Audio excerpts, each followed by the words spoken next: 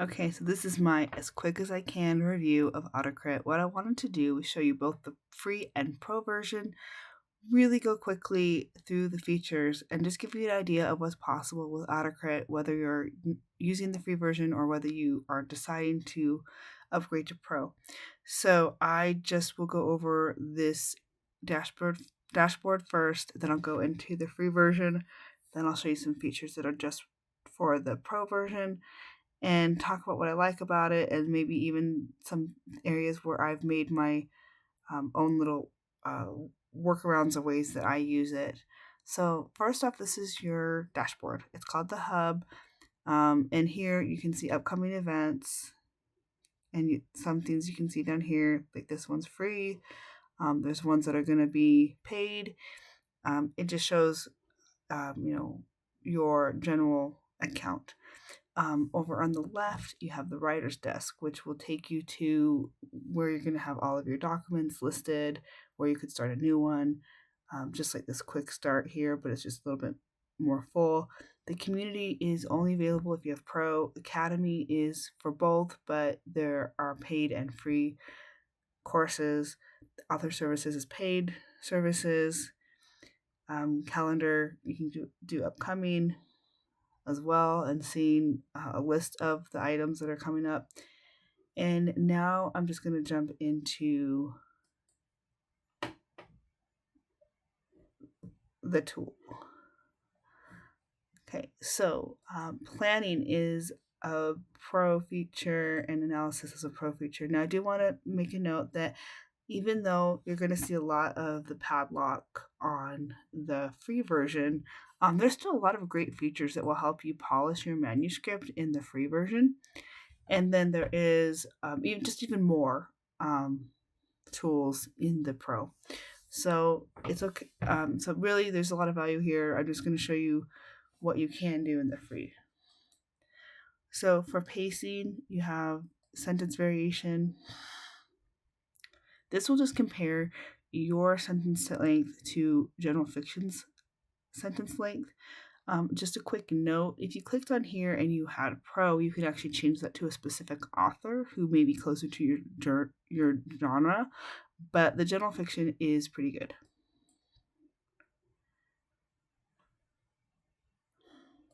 On dialogue, you can check dialogue. So this just helps you really focus in on the dialogue that you've written and also compares your percentage of sentences with dialogue to general fiction. Strong writing, you have adverbs that you can look at.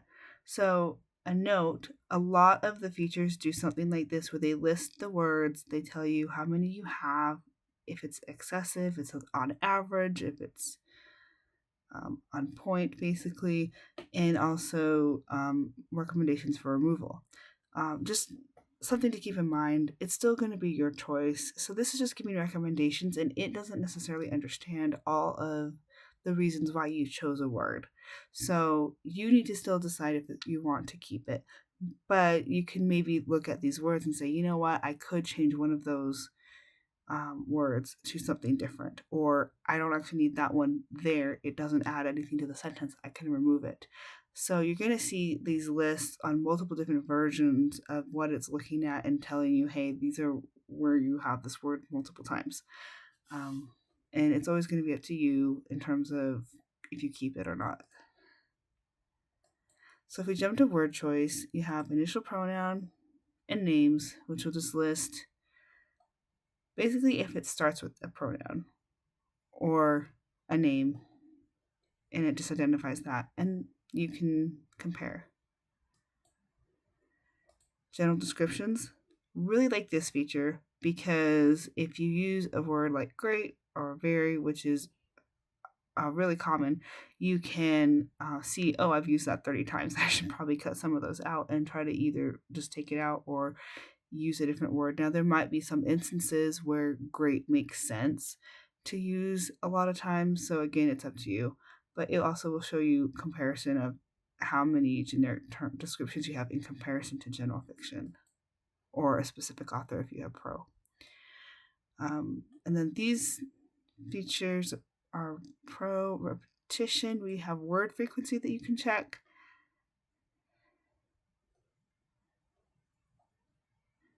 And it's just that same thing that I've said before. Readability, this is a little different. So this one is showing you the required grade level to be able to read what you have written, essentially. So if you aren't familiar with these, you can like look into them and see what those scores mean. But this will help give you a general idea of where your writing is for your audience, which could be really important because if you're trying to write to an adult audience and it's and the grade level and the grade level you see is like middle school, you might say, okay, I need to change this up a bit. And the same if it's the opposite issue. So that's just a way to keep in mind of where your reading level is for your document, your story. Inspiration is pro and publishing is also pro. Over here you can do notes. Most of the features are available on the free version. The only ones that are locked down over on this right side are the thesaurus and Grammarly and dictation. And so what that just means is this Grammarly one will connect to your Grammarly account and let you use Grammarly within AutoCrit. So that's just not available if you have the free version. Another thing I wanted to talk about is this area up here, which is actually my favorite part of AutoCrit, to be honest. And that's because I participate in a lot of writing challenges. And so while this one doesn't really show it very well, it will count your words for you as you add them, delete them in your total. There's also this timer. So there's a writing timer so that you can do little sprints. So you can set yourself a daily goal. You can track your word count. You can do a writing timer, and you can have this positive reinforcement. There's just a couple of options there to play around with, and that's available on both versions. I use the word count a lot because as I write in writing challenges, some of them will require that you enter in your word account, and I don't like manually doing that. So I really love using AutoCrit for that. And I actually even host my own writing challenge, so it's just super beneficial to me. And then I want to actually go into the pro version now. Okay, so here on the pro. Okay, so here on the pro version, you have planning, which lets you either brainstorm just new ideas completely, or look, you can enter in some text and it might try to pull some things out from what you write and help brainstorm that way. I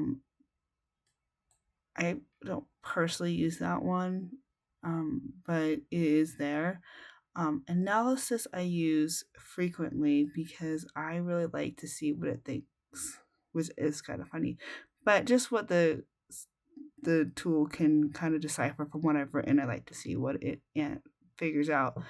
So what this will do is analyze your entire document, and it can break it down by chapter, and then it will just create this chapter by chapter play basically of your story, where you can see what it's saying is going to happen. It provides this, so it analyzes your story, then says, this is the synopsis, this is the conflict in that chapter, these are the characters, this is the POV, this is the world building that's happening, these are possible contradictions that are happening, possible foreshadowing. And the thing here is it doesn't know everything, right? It's just a computer program. It's doing the best it can to analyze what you've written and provide what it thinks. But you might say things that are like, that's not true, and I know I didn't write it where that is going to be accurate. But there's also going to be things of, oh, yeah, it caught that, or, oh, that's a good point. I do need to make sure that contradiction isn't there. Or it might be, oh, it seems like a contradiction now, but in the second book, it's going to make complete sense. So I need to leave it in there. It doesn't understand that. It doesn't have that information. So you can just kind of use this as a way to just double check. I really like using it. And then this other tool you can do the overview, you can do by character, there's other themes. I'm not going to go into those, but you can do this backwards blueprint, which I also really love. So this is because I am more of a pantser, so I just kind of write my story, and then this backwards blueprint is great because it will analyze it and actually create the outline essentially for the story that you've already written. So for someone like me, it's really helpful. It will identify the different types of characters in the story, as you can see, and it will even help you create a beat sheet. So I just think it has a lot of neat features for someone who doesn't outline, that I feel like I can write my story and let this backwards blueprint essentially recreate my outline if I need that for other purposes later on. Okay, there are a couple more features I did want to show. Even though I've already shown you how it generally works, the strong writing, word dialogue, strong writing, and word choice are super, and repetition are super helpful. And the dialogue also does these dialogue tags, so you can see when you've said, asked, answered, replied, and maybe try to change those up, or even do action tags instead of dialogue tags. And so that is, I think, a really helpful one. I really like also the redundancies. I like a lot.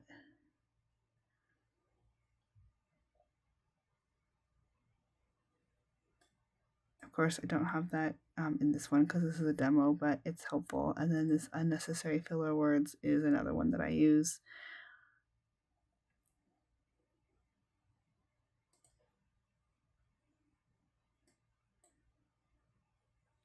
And I've already showed word choice. Repeated words, though, is another one in this area under there, which is pretty helpful.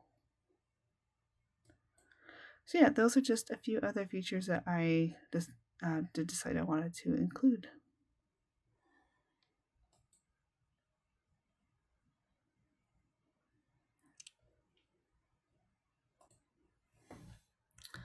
Okay, so the only other thing I really want to mention is this Grammarly connection. I just want to point something out. So one thing I've noticed is as my story got longer, it would start to lag when I was writing. And it took me a while to figure out that the issue was that my spell check was happening.